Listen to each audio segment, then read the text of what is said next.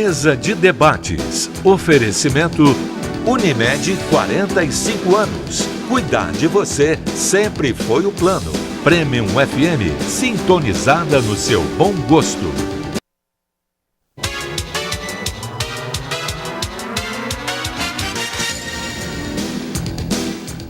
Olá, hoje é quarta-feira, dia 9 de maio, está começando mais uma mesa de debates aqui pela TV Juiz de Fora. Para a gente é sempre um prazer estar com você na sua casa. Te peço licença para chegar. Já te faço um convite também para a gente ficar junto hoje até meio-dia. A gente conversa hoje sobre o que representa a coleta de dados pessoais dos usuários por empresas e também pelas redes sociais. Nós iremos falar também sobre um evento que irá acontecer na Rua São João a partir de amanhã. Apresento agora os debatedores do nosso programa de hoje. A gente recebe a diretora-geral do Grupo Sircom, doutora Jane Aragão. Bom dia. Bom dia, Caio. Bom dia, nossos convidados. Bom dia, Erickson. Bom dia, telespectadores. Fica aqui um convite para você ir lá no Pio 12, né? Assistir a nossa feira de enfermagem, né? O Erickson vai poder falar com mais detalhes. Então, a gente está aí. E vem aí o segundo semestre. Então, estamos esperando aí, né, o maior número de alunos para o Colégio Pio 12, que são 50 anos, né, de educação, de formação de profissionais que tem hoje no mercado, no Brasil e no mundo inteiro. Nós temos alunos que foram pessoas que foram nossos alunos. Então é muito emocionante e vale a pena, porque 50 anos, né, tem muito pouca gente que fez 50 anos de colégio aí, com certeza. Com certeza. Bom dia, Erickson. Tudo bem? Bom dia, Caio. Bom dia, doutora Jane, os convidados, amigos. Sobretudo, ressaltar o que a doutora Jane falou aqui em relação à Semana do Técnico, né, com um evento grandioso que vai ser uma palestra do SAMU, às 10 horas da manhã de sexta-feira, aqui de antemão, agradecendo a equipe do SAMU que nos acolheu muito bem quando nós fomos lá fazer o convite para ele. E lembrar que tem o curso de cuidador de idosos aos sábados, né, com a professora Cristina, que foi idealizadora do curso. Enfim, estamos aí renovando sempre aí com as expectativas de angariar aí com isso novos alunos, mas lembrando sempre que houve, né, no passado aí, a tradição de cursos técnicos fez com que muitas pessoas que por aqui passassem se tornassem empresários de destaques, né? Como aqui ao meu lado, aqui, um grande companheiro aqui nosso. Verdade. Bom, apresento agora para vocês os convidados do nosso programa de hoje. A gente recebe a jornalista e professora Lara Linhales Guimarães. Bom dia. Bom dia, Caio. Bom dia a todos aqui com os quais eu vou conversar. Bom dia, telespectadores também. É um prazer estar aqui para conversar sobre essas questões relacionadas ao uso, à utilização dos nossos dados pessoais, né? A partir do momento que a gente interage com as redes sociais, enfim, uma questão que hoje é muito importante de ser discutida. Então, é um prazer estar aqui com vocês. Prazer é nosso. Obrigado. A gente recebe também a jornalista e professora Flávia Crisanto. Bom dia. Bom dia, Caio. Bom dia a todos e todas na mesa. Eu agradeço o convite por estar aqui hoje debatendo, como a Lara reforçou, essa questão da política de dados tão recente, né? Esse debate tão recente e novo, mas que não deixa de ser extremamente importante. Obrigada pelo convite. Eu que agradeço. A gente recebe também o professor e jornalista Evandro Medeiros. Bom dia. Bom dia, Caio. Obrigado mais uma vez aqui, né, discutindo assuntos pertinentes, né, que dizem respeito à questão de tecnologia, à coleta de dados, à internet, né? A gente tem pesquisado sobre esse assunto há algum tempo, então é uma oportunidade muito bacana de poder falar sobre isso. Obrigado às companheiras e companheiros da mesa e bom dia às telespectadoras e telespectadores. Obrigado. A gente recebe também o empresário Alexandre Reis. Bom dia. Bom dia, Caio. Bom dia a todos da mesa, telespectadores. Mais um prazer de novo estar aqui com vocês. Dessa vez eu vim aqui para poder fazer o convite para o evento que vai ter na Rua São João. Daqui a pouco eu vou explicar direitinho como que vai ser. Vai ser muito bonito, do dia 10 ao dia 12. Rua São João do tamanho do coração de mãe. Um evento para as mães e para toda a população de Juiz de Fora. Perfeito. De amanhã até sábado, né? De amanhã até sábado. Só que passar ali pelo centro. Isso, das 10 da manhã às 20 horas. Tem várias atrações, teremos uma inovação que vai ser a transmissão ao vivo na Rádio Premium. Não agora não. Então vamos deixar para o pessoal ficar em suspense. É verdade. Obrigado, viu? De nada. Bom, se você utiliza a internet de alguma forma, seja para rede social, para fazer compras, uso de aplicativos, provavelmente você e todos nós que estamos aqui já tiveram os dados coletados. Só a rede social mais utilizada no mundo já coletou os dados de quase 90 milhões de usuários. A partir de agora a gente vai traçar um diagnóstico desse problema. Então, para isso, a gente está muito bem munido aqui com vocês, né, professores estudiosos, a respeito desse assunto. Eu queria que vocês falassem para que as pessoas tivessem uma noção de como que esses dados são coletados e que dados seriam esses. Tá. Vou começar a falar e aí passo a bola para vocês. Eu acho que é importante, para início de conversa, a gente entender o que é a digitalização dos conteúdos, né? A gente tem televisão, tem rádio, tem livro, né? São tecnologias que têm um suporte físico, né? Na história da comunicação humana, até então, todas as tecnologias de comunicação tinham um suporte físico, que você podia pegar naquilo, né? E para você transformar em outra coisa, então você tem um material, um livro que vai ser adaptado para a televisão, por exemplo, uma história, que é muito comum, né? De um livro que vai ser adaptado para o cinema. Você muda de suporte, né? Você precisa adaptar a linguagem, essa coisa toda. O que aconteceu é que depois da era do computador, depois da chegada do computador, tudo foi transformado em material virtual. O computador, na verdade, é uma grande máquina de fazer conta, que faz conta muito rápido, né? E a gente acessa esse processamento das contas por meio do que é chamado de interface, né, que é o que faz a gente pegar o celular e a gente vê lá a cartinha, por exemplo, que a gente chega à conclusão de que aquele é o aplicativo do e-mail, né? Mas na verdade ele não tem carta nenhuma, tem uma interface que vai parecer uma carta para a gente entender isso. Então a tela é a maneira da gente interagir com essa máquina de fazer conta. Como no final das contas são contas e são dados que podem ser recalculados o tempo inteiro, então para você transformar aquilo de uma coisa para outra, né, para você acessar a partir de um suporte ou de outro é muito mais fácil, né? Isso faz com que a coisa ande mais rápido, a informação chegue mais rápido a outros lugares, né? Isso só é possível por meio de um negócio chamado algoritmo, que é um pouquinho mais complicado, né, Flávia? Pois é, de uma forma bem simplificada, né, tentando simplificar a questão, quando a gente está falando de dados, a gente está falando de bits e bytes, né, zeros e uns, né, transformar toda a informação que a gente tem em zeros e uns, e a gente leva isso para a rede. E a grande questão agora é que todos esses dados eles têm crescido de uma forma vertiginosa. Tem dados que mostram que a gente cresce em média 23% ao ano o número de dados que a gente coloca para circular. E, além disso, a partir de 2007, a gente tem uma informação bem interessante, é que 97% dos dados que circulam no mundo, eles devem ter começado a circular a partir de 2007. Até antes disso, obviamente, existiam dados, mas nessa velocidade que a gente tem, começou a partir de 2007 e hoje a gente pode dizer que quase todos os dados do mundo estão digitalizados. Então, a questão é, o que a gente está fazendo com esses dados? Para onde esses dados estão indo?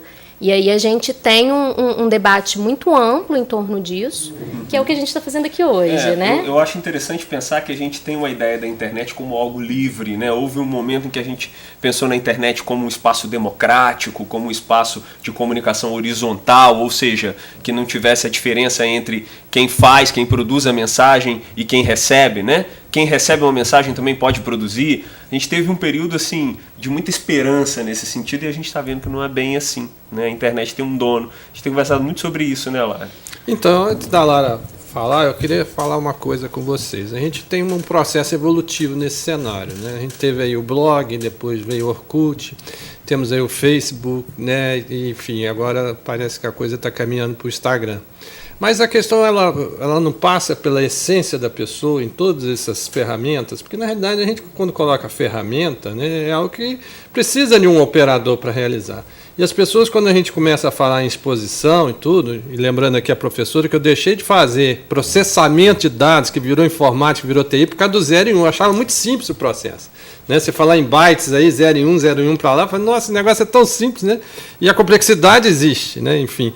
Mas quando a gente fala da ferramenta, a gente está esquecendo de quem opera essa ferramenta. E muitas vezes a pessoa, né, ela é reincidente no seu processo, tanto lá desde o blog, quanto no Orkut, ou no Facebook recentemente, mas agora o Instagram, de se expor.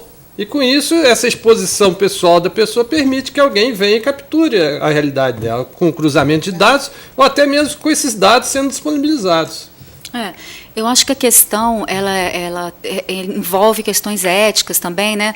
Mas a gente tem que entender que a gente está dentro de uma cultura, né? De um modo de viver, de se comportar, né?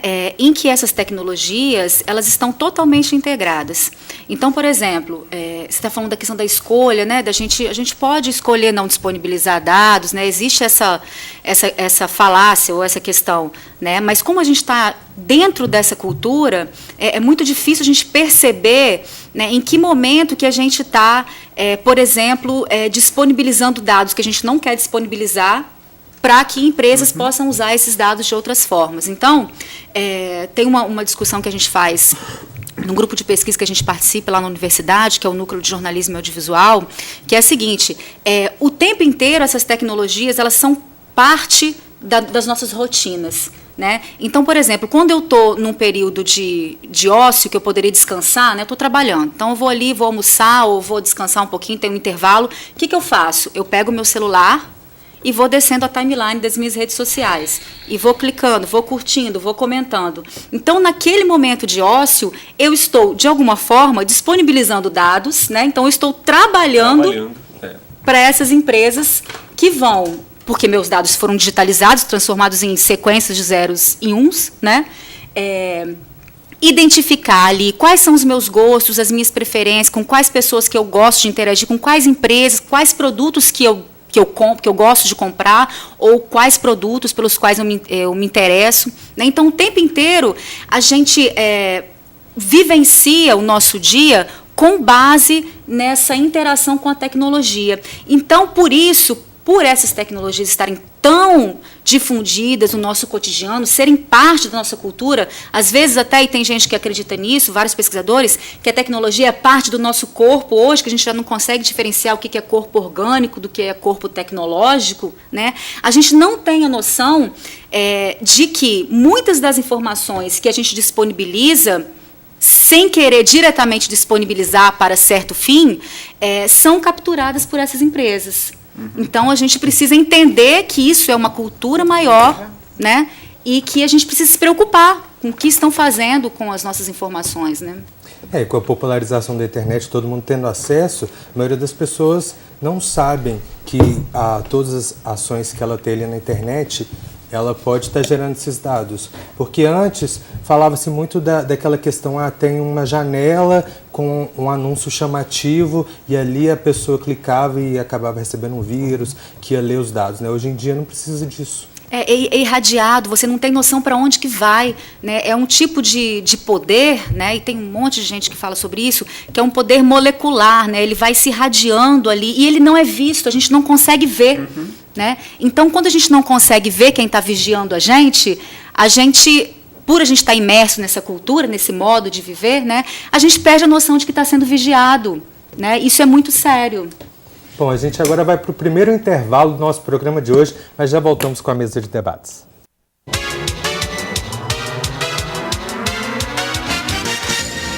Doutora, a senhora queria fazer um comentário, a gente estava conversando aqui durante o intervalo, né? Eu falo que sempre o off é melhor do que o ao vivo, né? Mas acontece o seguinte, eu queria perguntar para os estudiosos e professores aí o seguinte, eu sou sócia fundadora do Pio 12 e a gente sabe aí que a parte começou, o Josimo começou com um computador lá que teve que vir importado, porque no Brasil nem tinha computador. Mas isso não vem ao caso. Mas a gente, na minha observação desse período aí de educador e tudo mais, eu imagino o seguinte, a gente não teria que educar as crianças e reeducar o adulto para poder ele saber que eu, por exemplo, eu tenho rede social, eu tenho tudo que sai na última geração, qual é a última geração? É essa, então me dá, é um iPad, é um celular, tudo. Então, eu uso a hora que eu quero, entendeu? E outro dia eu fiquei apavorada quando a porta do elevador abriu, todo mundo com o celular na mão, a porta do elevador fechou, o cara só fez assim, porque a porta passou quase que fechando o nariz dele, né? Então, eles se absorvem tanto no computador, por isso tem acidente, ver o tal do celular no carro, já estão tendo leis mais rígidas em cima disso aí. Na opinião de vocês, como que vocês analisam essa situação que está acontecendo com o ser humano aí? Tá. Primeiro que eu acho que eu tenho uma notícia ruim para dar para a senhora. Porque não adianta usar pouco. Mesmo assim, a senhora tem os seus dados lá, né? É possível, a partir do rastreamento dos seus dados, traçar um perfil da senhora como consumidora, do seu modo de agir. É possível isso tudo, mesmo que você nem acesse a internet. Se você só tiver um celular, é possível, pela triangulação das antenas de celular que a senhora usou, saber por onde a senhora passou, por exemplo, onde a senhora passa as noites, então dá para saber perto de onde é a sua casa, né? Com essas informações já dá para saber, então não adianta muito, né, Flávia, usar pouco. Não, mas hoje em dia é desesperador. É você lógico, pensar que porque você não hoje tem em dia alternativa. basta a pessoa querer e, inclusive, ter acesso até ao próprio CNPJ, o CPF da pessoa. No CPF da pessoa você sabe quem que ela é, como é que ela é e tudo mais. Mas o que está dentro de mim, que eu não divulguei ainda, eu acho que ninguém ainda sabe, não. Eu acho que isso aí é meio duvidoso. Os algoritmos são capazes de fazer um cálculo bem próximo do que seria. A senhora pode acreditar nisso. Mas existe um jeito mais fácil. Tem o programa Doutora Jane Aragão Convida, que dá para saber um pouco da sua história também. Doutora Jane Aragão Convida, né? Mas aquilo é que as pessoas podem saber. Tá? Aquilo ali não tem problema. Aquilo ali são dados particulares. Aquilo é até bom que as pessoas saibam para servir de exemplo, né? Com certeza. Mas eu penso assim que a gente fica. É preocupante realmente, mas a lei já está entrando nisso aí. Os próprios advogados já estão tomando ciência, já estão vendo até onde pode ser publicado, o que pode ser publicado. Mas tem gente que tira uma foto, põe no Face, daí a pouco vem alguém, já critica, já faz um comentário, o outro já faz uma crítica e vai fazendo isso, entendeu? Então a pessoa também tem que se policiar. O que eu vou divulgar? Mas ele está falando aí que não tem problema, que todo mundo descobre tudo, eu acho que... Eu acredito, assim... Eu acho que a gente tem que tomar um cuidado muito grande quando a gente está falando também de tecnologia, porque a gente tende muitas vezes a demonizar a tecnologia. Sim. Mas a educação para a mídia, e aí eu acho que esse é um termo que a gente tem que tomar muito cuidado, é uma questão que a gente tem que tomar muito cuidado, porque não é só os nossos aparatos tecnológicos que a gente não sabe como lidar. A nossa educação, de forma geral, ela não é uma educação para a mídia. A manipulação de dados, o uso de dados, quando você pega, por exemplo, as pesquisas políticas, né, quando a gente tem institutos divulgando pesquisas falsas para você prevalecer um candidato ou outro, a gente está falando de manipulação de dados, a gente está usando dados. A grande diferença é que hoje a gente consegue usar isso em massa. Né? Até bem pouco tempo a gente tinha muitos dados e pouca capacidade de manipular esses dados. Hoje a gente tem a tecnologia a favor manipulando isso de uma forma muito rápida. Então, quando a senhora diz a gente tem que saber usar, temos que saber usar e temos que discutir isso sim nas escolas, discutir aqui como nós estamos fazendo, porque só assim a gente vai ter essa noção do que está por trás dessa manipulação de dados, porque ela é boa, mas ela é ruim, mas ela também é muito boa, né? Ela nos permite ter acesso a inúmeras situações, inúmeras evoluções. Então, ela é fundamental. Isso que eu fico me questionando. A gente sabe da forma com que isso foi usado nas eleições dos Estados Unidos, diversas... o uso dos dados também para o comércio, das páginas, elas te trazerem coisas que são associadas aos seus gostos, às suas curtidas. Eu quero saber se, atualmente, existem projetos que usam esses dados para fazer coisas boas assim, para a comunidade, de modo geral? Já existem pesquisas assim? O tempo todo. Por exemplo, quando a gente está numa fase dos robots, por exemplo, dos bots, perdão, né? Os bots, eles fazem isso. Eu não sei se vocês já tiveram experiência de conversar com robôs na internet, né? Vocês já estão utilizando? Na realidade, quando você tem uma chamada da Vivo, é um bot, né? Aquela chamada, você tem direito a esse plano e tudo. Sim. Oi, amigo, todo cheio de gíria já. Sim, é um nível mais simples de interação. Mas você consegue perceber que é um robô nessa situação, né? Isso. Na internet, por exemplo, conversando no chat do Facebook, você não consegue perceber. Sim, e eles estão agora começando já um diálogo conosco, né? Então você já pode colocá-lo para atender. Essa semana eu interagi com uma robô, a Fabi. Ela é uma robô que ela se porta como uma mulher, né, de 21 anos que teve as fotos vazadas na internet. E você começa a interagir com a Fabi. né?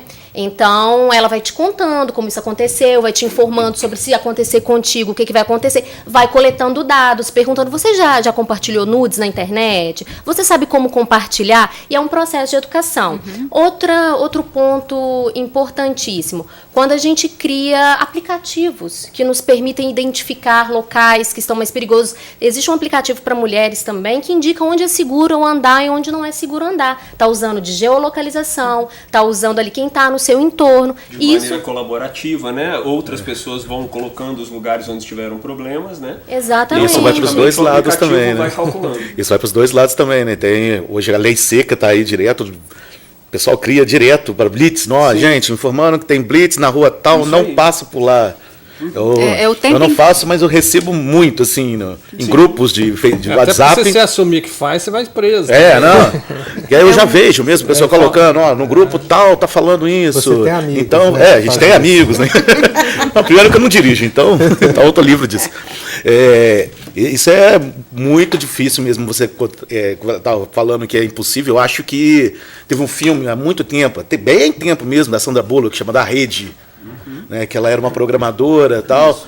Eles acabaram com a vida dela inteira. Ela sumiu. Ninguém sabia no mundo que ela existia mais. E parecia tão longe isso. Né? Parecia tão longe. Isso foi o quê? 1990 alguma coisa, o filme. Nós estamos em 2018. E olha como que já a evolução... Hoje em dia você mata uma pessoa. Né? Quantos você que já destrói uma pessoa como você cria uma pessoa. Pensar, né? Lá atrás parecia tão longe. Se você pensar hoje a história do Edward Snowden, por exemplo, que era o programador da NSA, a agência norte-americana, né? Que vazou os dados. Que vazou os dados. E a partir desses dados que a gente foi saber que o governo norte-americano tem monitorado governos do mundo inteiro, inclusive aliados. Isso deu uma confusão na época, enfim. E ele acabou indo embora, ele desapareceu, né? E hoje ele vive na Rússia, num lugar que ninguém sabe onde é, mas ele continua produzindo dados. E ele conseguiu vazar esses dados todos da NSA por meio do que a gente chama aí um outro assunto, que a gente não vai entrar nele, na Deep Web, que é a web profunda. É aquela web, aquela internet que a gente não acessa pelo Explorer, que a gente não acessa pelo Firefox, que a gente não acessa pelo Google Chrome, que é só um programador que consegue entrar. Né? Por meio da Deep Web ele conseguiu vazar essas informações todas. E ele tem que ficar desaparecido, senão... Aquele menininho nos Estados Unidos que com papel de bala era um gênio da informática que conseguiu roubar não sei quantos milhões em caixas eletrônicos e transferência de bancária, roubando 5 centavos, 2 centavos da poupança de todo mundo. Quando foram descobrir, o menino tinha 15 anos só. Olha... É a questão da educação, que a doutora Jane falou também, né? Eu acho que a cada vez que uma nova tecnologia entra no nosso cotidiano, né, surge no nosso cotidiano, a gente precisa aprender a lidar com o que surge junto com ela, né, ou o que se potencializa junto com ela. Né? Então, a gente está passando um momento agora em que a gente, sim, precisa aprender a lidar com essa nova cultura digital. Né? E a gente estava falando aí da coisa dos dados, né? Tem um exemplo dentro do jornalismo, e a gente tem uma especialização já dentro do jornalismo, que é o jornalismo de dados. Então, como que a gente pode produzir reportagens investigativas, né, interessantes, né, que tenham um interesse público a partir dos dados, que existem muitos dados abertos hoje. Né? Os governos, por exemplo, aqui no Brasil, especificamente, são obrigados a divulgar dados a respeito da gestão, né, orçamentária. Juiz de Fora chama portal da transparência. Exatamente, no caso, existe em todas as cidades do país. Então, com esses dados disponibilizados, muitos jornalistas investigativos fazem reportagens maravilhosas. Então, a gente tem sempre esses dois lados, sem querer reduzir, né, do que a gente está vivendo com essa proliferação e disponibilização de dados. Né? Então, eles podem ser usados para coisas legais e podem ser usados de maneira não tão interessante. Como sempre teve com toda a tecnologia. Com toda a tecnologia. Pois mas isso aí é aquilo que eu falo, tem que ter uma censura.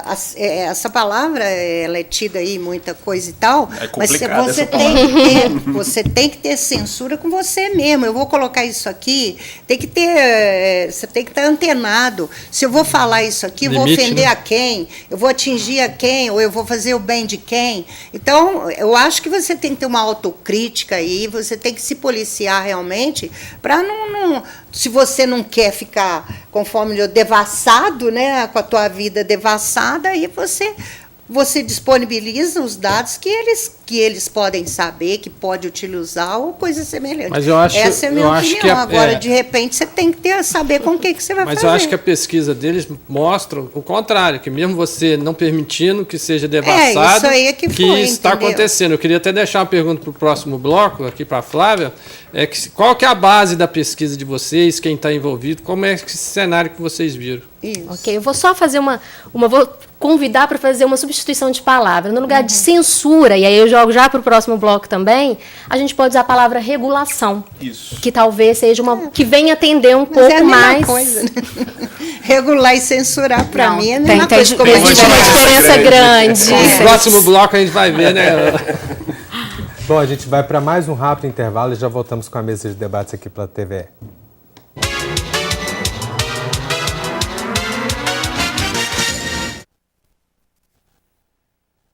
Estamos de volta com a mesa de debates aqui pela TVE Juiz de Fora. Pode refazer sua pergunta, por favor? É difícil, hein? A Flávia vai me ajudar aí, porque na realidade a gente até concebeu aqui uma ideia do que é censura e do que é regulação. Então, mas a princípio eu tinha feito uma pergunta, enfim, é no cenário que a gente está vivendo, né? O que pode ser feito? Mas como que a gente pode estar neste cenário, é a sua dúvida? Não, porque na realidade a pesquisa de vocês, né, ela passa por uma série de desdobramentos. Sim. E vocês poderiam falar um pouco da pesquisa, as pessoas envolvidas e tudo, mas no âmbito da minha pergunta você colocou essa possibilidade da palavra regulação, né, substituir a palavra censura, né, até por efeito de segmentos históricos aí de ambas as palavras. Então, assim, a gente vive esse momento, vive um cenário, muitas vezes, que a gente está sendo devassado sem se permitir que o seja, e ainda tendo uma regulação, uma autocensura, o que seja, aí você vai explicar melhor para a gente. Mas, enfim, isso está acontecendo. Mas eu acho que a pesquisa de vocês vai de encontro a isso, e a gente queria saber mais ou menos. Sim, quando eu propus aqui essa questão da gente não usar o termo censura e usar a regulação, como o Evandro aproveitou também para reforçar, quando a gente pensa em regulação, a gente está falando de decisões coletivas, né? E quando a gente fala em censura, a gente está falando de imposição. E hoje, no Brasil, a gente tem um cenário que 53% das pessoas não confiam nos dados que elas colocam na internet. E por que isso acontece? Porque a gente não sabe o que está acontecendo. E a regulação, ela vem como um meio de determinar o que se pode e o que não se pode ser feito com esses dados. A gente já tem projetos de leis tramitando, né, que permitem já começar a debater isso. E é muito importante que a gente dê limites ao que está sendo feito com isso e também puna quando essas questões ultrapassam os limites éticos e os limites legais. A gente teve um marco muito importante, foi o Marco Civil da Internet, que já começou a abordar e dar limites para o uso de dados. A gente tem uma Constituição também, a gente não pode esquecer isso, que a nossa Constituição não permite que a gente seja invadido enquanto indivíduo. Então, a gente tem tudo isso já pronto. Mas o que a gente precisa hoje? A gente precisa colocar isso na mesa e dizer o que está certo e o que está errado, tomando muito cuidado com todos esses limites. Então, a gente está num processo, né? O Brasil ele passa por esse processo hoje, é um processo que os Estados Unidos já viveram também. Então, tem países que já avançaram nessa questão. Europa e Estados Unidos estão muito avançados nesse sentido. Apesar de que com Donald Trump voltou um pouquinho. Sim, né? sim. Mas, não só isso, né? Algumas outras coisas. Muitas coisas. Mas, assim, quando você pega essa questão, por exemplo, nos Estados Unidos, se eu não me engano, dos 50 estados, 47 hoje possuem leis que regulamentam essas questões. No Brasil, a gente tem um debate muito forte que não se sabe ainda até que ponto a gente vai regular só empresas e a que ponto a gente vai regular empresas e estados. Né? Esse é um debate mais amplo também, porque, na verdade, a gente está falando de regulação de meios de comunicação, que é um negócio que não existe nem para os meios analógicos no Brasil ainda. Né? E que se faz urgente. A última lei que diz respeito à radiodifusão, por exemplo, no Brasil, é do período militar. Né? Muitas coisas já mudaram depois disso e essa discussão precisa existir. Agora, puxando brasa para minha sardinha, né? Amanhã vai ter, a professora Lara vai estar participando de uma mesa que vai discutir isso na semana da comunicação do Centro de Ensino Superior de Juiz de Fora, onde eu sou professor. E a semana está acontecendo de segunda até sexta e esse ano está discutindo os 70 anos da a Declaração Universal dos Direitos Humanos, né? Então vem com essa ideia da regulação, dessa discussão toda também, como garantia de direitos humanos nos meios de comunicação, né?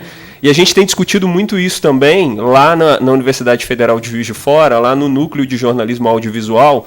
Essa questão dos direitos humanos, regulação, tem sido uma discussão constante também, nesse grupo que é coordenado pela professora Lusca Coutinho e vice-coordenado pela professora Lara, né, Lara? Eu acho que a gente tem que, nessa questão toda, né, a gente precisa tomar cuidado para a gente não separar demais, né, o que é a tecnologia do que é humano, né? A tecnologia fez isso com a gente, agora a gente já não consegue ficar à toa sem estar com o celular na mão, a tecnologia... Então, eu acho que a gente tem que entender que esses novos modos de se relacionar, né, com a tecnologia, com as pessoas, mediado por um celular, né, eles encontram uma satisfação humana que são muito específicas de acordo com cada período e de acordo com cada realidade. Por exemplo, eu acho que hoje existe uma satisfação das pessoas trocarem a noção, a possibilidade de liberdade, né, a possibilidade de privacidade, pela sensação de segurança que se tem quando você está amparado por todos esses mecanismos de controle, né? O GPS do celular, as câmeras nas ruas, enfim, os dados que eu disponibilizo ali, né? Então, de alguma forma, aquilo está criando uma rede que vai me dar uma segurança ilusória, né? E aí eu dou, em troca disso, a minha privacidade. As pessoas se sentem satisfeitas. É uma satisfação. Então, existe isso, existe essa coisa que é nossa, que é, entre aspas, humana, né? Eu dou uma coisa em troca de outra, né? Aqui no Brasil, a gente até agora esteve muito bem resolvido com isso, né? Estou amparado, em troca disso eu dou a minha privacidade. Você se torna celebridade por alguns instantes. Você deixa que a sua privacidade seja exposta, invadida, dilacerada, né, para que eu possa me sentir seguro, né? Então, isso é uma questão. Existe uma outra questão também, que é uma questão ética, que, assistindo uma série de TV ontem, isso me veio de novo, né? Existe uma forma de ética que é a seguinte: a gente só age, a gente escolhe a maneira de agir de acordo com as consequências que aquela maneira de agir vai ter para mim, de maneira imediata, ou a médio prazo, ou para as pessoas que estão à minha volta, né, ou para o meu modo de vida, enfim. Então, a gente age de acordo com essas expectativas das consequências, né? Até pouco tempo, isso era muito fácil de prever, porque a gente vivia uma realidade um pouco menos mediada, né? Com essa possibilidade da mediação, né, e aí trazendo mais para o nosso cotidiano, com a possibilidade que eu tenho de chegar lá num post, numa rede social, com o meu perfil, jogar uma opinião cheia de xenofobia, ou enfim, e sair de lá e não querer mais saber o que vai acontecer com aquilo, né? Eu não tenho noção mais das consequências dos meus atos. Então, a questão da ética na internet também é um terreno muito nebuloso, porque a gente perde a noção das consequências, a gente não tem mais aquilo de retorno, né? E isso, se eu tenho um perfil falso, considerando os fake news, os perfis falsos, os fakes, né, ou os bots, enfim, é aí que não é terreno de ética mesmo, né? Agora, qual que é a satisfação disso para mim, né, enquanto, entre aspas, humano? Isso me traz alguma satisfação? Isso só funciona porque existe uma satisfação que corrobora com isso, né? Não é a tecnologia que trouxe isso, entende? Então, a gente tem que entender isso como um circuito. Não dá para separar o que é tecnológico, o que é humano. A tecnologia trouxe um monte de desgraça, para a nossa vida, né? A gente compactua com toda essa ambiência, com todo esse contexto, quando a gente encontra satisfação nessas questões e a gente dá coisas em troca de outras. Mas o ser humano, ele é complicado. Ele é complicado, o ser humano, porque depende muito do ser humano, da pessoa. Tem gente que faz de tudo para aparecer, entendeu? Até enfiar uma melancia na cabeça e sair gritando incêndio, eles fazem isso, desde que eles apareçam. Tem gente que dá a vida por 1 minuto, apareceu a carinha dele 1 minuto na televisão.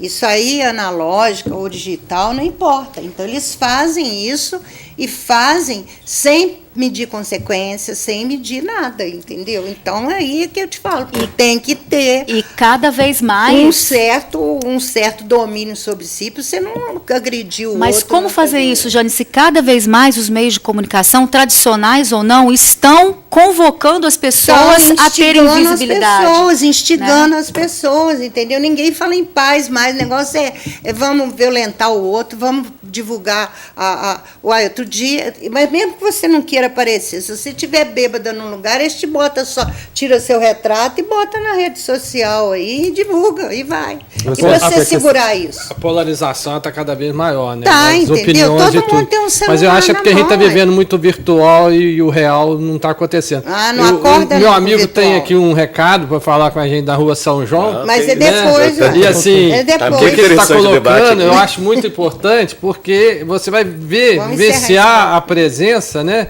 E com o físico você vai estar em algum lugar, né? E hoje as pessoas não estão preocupadas com isso, né? Em estar em algum lugar. Elas se preocupam em divulgar onde que elas estiveram. Salvo engano aí da pesquisa de vocês, eu acho que as prioridades estão mudando com esse cenário digital. Eu vou aproveitar essa questão do comportamento, porque eu acho que é um ponto importante, sim. E a diferença é que hoje o nosso comportamento está sendo monitorado, né? Estamos falando de dados e comportamentos monitorados. E me lembrou um pouco essa questão da Cambridge Analytics, né? Que foi esse escândalo do Trump que aconteceu. E eu estava acompanhando, né, como que foi a metodologia para se fazer essa manipulação. E um dos responsáveis pela criação de toda a inteligência por trás dessa campanha do Trump, e vai de acordo exatamente a esses cuidados que a gente tem que ter. O que eles fizeram? Eles montaram grupos de pesquisas focais, primeiro offline, vamos dizer assim, apesar de eu não acreditar mais nessa diferença entre online e offline, né? Mas vamos colocar grupos presenciais, físicos e presenciais, para monitorar comportamentos. O que já mostra que comportamentos online e comportamentos fora da internet não estão tão diferentes assim. A partir do momento que eles monitoraram esse perfil, eles conseguiram ali detectar quem tem mais tendência, por exemplo, a acreditar em boatos, né? E notícias falsas, de uma forma geral. E aí eles passam a bombardear por meio dos algoritmos essas pessoas, porque essas pessoas já estão ali mapeadas, também, né? Elas já têm uma tendência, exatamente, elas estão mapeadas. É o popularmente fraca. Exatamente. E aí o absurdo chega a ponto de você vai bombardeando aquelas pessoas com notícias falsas e aquilo passa a ser o universo daquelas pessoas, porque elas só estão vendo isso. Os algoritmos só permitem que essas pessoas vejam isso. Seria aquela bolha que a gente fala Exato. tanto. O que passa na sua timeline, o que Você passa na sua fica presa àquilo ali timeline, apenas. E a exatamente. ponto de, quando eles, por exemplo, viam notícias que não iam de acordo com o que estava aparecendo, eles achavam que os meios de comunicação é que estavam mentindo, estão sendo manipulados. É quando a gente diz, se está aparecendo lá é porque está sendo manipulado. Então, a partir deste comportamento, né, a partir desse perfil que a gente tem, você consegue ali montar uma base de informações para aquela pessoa. Então, sim, a gente tem que tomar cuidado, sim, como a gente se comporta, com o que a gente consome, tem que questionar o que está aparecendo ali na nossa timeline, porque senão a gente vai ser vítima disso. E entender esse processo. Exatamente. Como isso acontece, Aprender como se agem os aprende, algoritmos, né? eu acho que é uma questão mais ampla ainda, como se aprende matemática, filosofia, acho que agora tiraram filosofia, né, infelizmente, enfim, sociologia, história já não é mais importante, né? Mas, enfim, voltando, deixando a ironia de lado, como a gente se aprende essas matérias básicas na escola, eu acho que a gente tem que aprender programação, mídia, né? a gente tem que aprender programação, porque a nossa realidade está cada vez mais mediada por dispositivos tecnológicos. Sim, e as escolas estão focadas na ideia da modernidade, né? Marcada pelo livro, né? O livro é uma tecnologia da modernidade. Então a gente aprende na escola até hoje por livro, né? Mas hoje a gente já está falando de outra coisa. Nós estamos falando de rádio, de televisão e agora de internet. Então a gente precisa ser educado para isso. É um assunto que precisaria de várias outras mesas, né, para a gente uma conversar. semana inteira, cara. Já acabou? Acabou. A gente vai para mais um rápido intervalo, o último do nosso programa de hoje, mas já voltamos com a mesa de debates.